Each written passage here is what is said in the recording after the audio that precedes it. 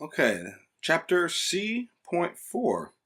This is the very last chapter, and congratulations on making it this far in the theory course, or skipping ahead if you're bad. Okay, this is just one final resource I wanted to leave you with covering key signatures and circle of fifths. Now, just a couple basic things I want to mention about. Here is your major scale pattern. Now this, remember, can be broken in half or all the way through. This outlines the intervals separating the notes of the major scale. The pattern that it will go start. This one will always be starting, right? So start from there, whole, whole, half, whole, whole, whole, half. Play this pattern on any starting note, and that will always give you a major scale, right? And you can also think of it as a line drawn in the middle, separating them into 4 and 4, what we call tetrachords. The scale broken into 2 groups of 4. And if you do that, they'll be separated by a whole step, and then each of the tetrachords will be whole, whole, half, like that. And the second one will be whole, whole, half. It's another way to think of the major scale pattern. Now, order of sharps and finding the key from the sharps. That's one thing we didn't get into much, except it's very easy to learn. The order of sharps is F sharp, C sharp, G sharp, D sharp, A sharp, E sharp, and B sharp. Now, a good way to think of those is fat, cats, get, down, at, eddies, barn, right? That's a simple saying to remember the order of sharps. That's the order of sharps and the way they will appear on the staff, right? And as you'll notice from here, this is the key of C sharp major, because it has like every single sharp, all 7, except if you were to, say, block these other ones, these would appear one at a time, right? Like if it was just that F sharp right here, that would be G major. If it was just the first 2, that would be D major, right? If it was the first 2, 3 in this order, that would be A, and so on and so forth, right? And they have to be added and drawn in this order. F sharp, C sharp, on the treble clef, right? F sharp, C sharp, G sharp, D sharp, A sharp, E sharp, and B sharp, like that. There is also a different order for the bass clef, which unfortunately I don't have pictured here, but you can always find that one somewhere else. Now, to find the key from the sharps listed in the key signature, all you have to do is find the last sharp and raise the last sharp in the key signature up a half step. The note that you have there will be the name of the key that you're in. I drew out the circle of fifths here, counting up 5, and from C all the way back to C, so you can get a feel for that, right? Here, and then here, like that. Now, let me show you how to find the key from sharps, using some of these as an example. Raising the last sharp in the key signature up a half step. Say you don't know that 2 sharps is D major. You have F sharp and C sharp. If you take C sharp, raise it up a half step from C sharp to D, you get D, the note D. What key is it? D. You have 4 sharps. You don't know that it's E major. F sharp, C sharp, G sharp, and D sharp. What do? Take the last sharp, D sharp. Raise it up a half step. Takes you to the note E. Lo and behold, you're in the key of E. Say you even have a lot of sharps here. F sharp, C sharp, G sharp, D sharp, A sharp, E sharp, and B sharp. Sorry, it's a little sloppy. B sharp is your last sharp, right? There's a bunch of them, but it's very simple. B sharp is your last one. Remember, B sharp is right here, and raise it a half step. What do you get? C sharp.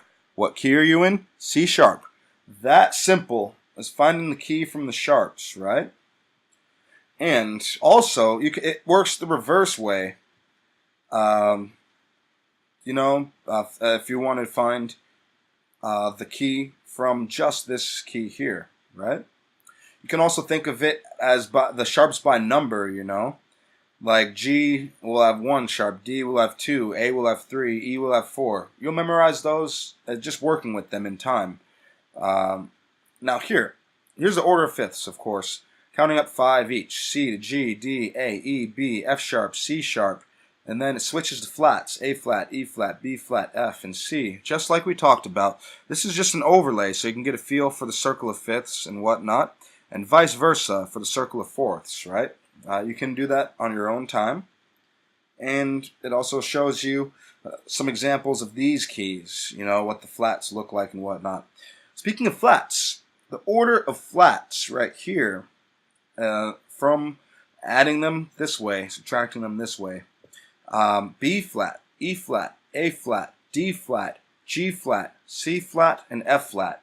That is the order in which they'll be added. And remember, when you add one, you're adding it to all the ones before it, right?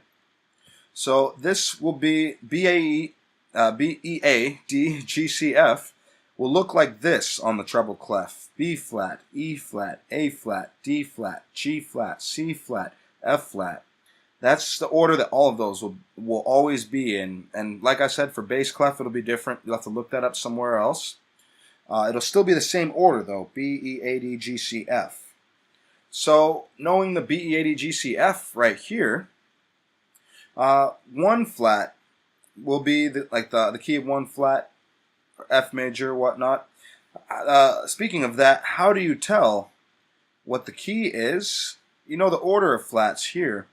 How do you tell? It's actually easier to find the key from flats. All you have to do to find the key from the flats shown is find the second to last flat in the key signature, with an exception being F major, which is only 1 flat, right? But finding the second to the last flat in the key will tell you what key you're in. Simply enough. Well, say you have all of these flats, B, E, A, D, G, C, F, right? Go to the second to the last flat, which is C flat. Lo and behold, C flat major has all of those. Let's do it with some examples up here, right? Say you don't know this is A flat, right? You want to find what key it is from just looking at the flats. Go to your last flat. Go to your second to the last flat. It's A flat. You're in the key of A flat. Notice how the same thing works here. B flat, E flat, A flat is what you're given. 3 flats. What is the key of 3 flats? I'm saying you don't know this. Go to your last flat. Go to your second to the last flat. Second to the last flat is E flat. What key is it? E flat. Same thing here. B flat. Say you don't know it's B flat. You want to find out what the key is from only 2 flats, right? Go to your last flat. Go to your second to the last flat. Second to the last one is B flat. What key is it? B flat. So that's a very easy way how to find directly from the key signature what key that you're in. Also, bear in mind that the minor key will also use, the relative minor key will also use the same number of sharps.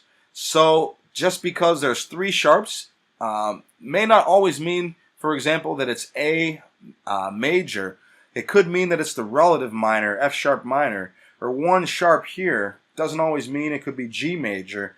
It could be the relative minor of E minor with 1 sharp. An easy way how to tell if it's the relative minor or the major with this is, first off, seeing, this, raise it a half step since it's a sharp, F sharp to G, right? F sharp to G. And then it's G major.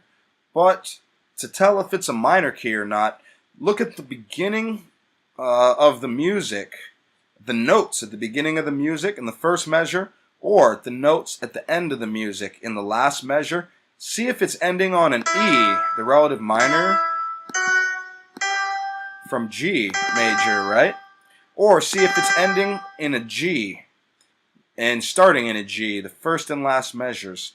Most of the time, the first and last measures of the music will tell you if it's a minor key or if it's a major key. Finding the major key that it is will tell you the relative minor key that it is as well. Like say it's say you see two sharps in the key signature. You take the last sharp, C sharp, take it up a half step. You know that the two sharps is telling us the key of D major, right? But say you look at the first and last measures and it's showing a B. Use that, count down 3 diatonically, D, C sharp, B. And your relative minor is B.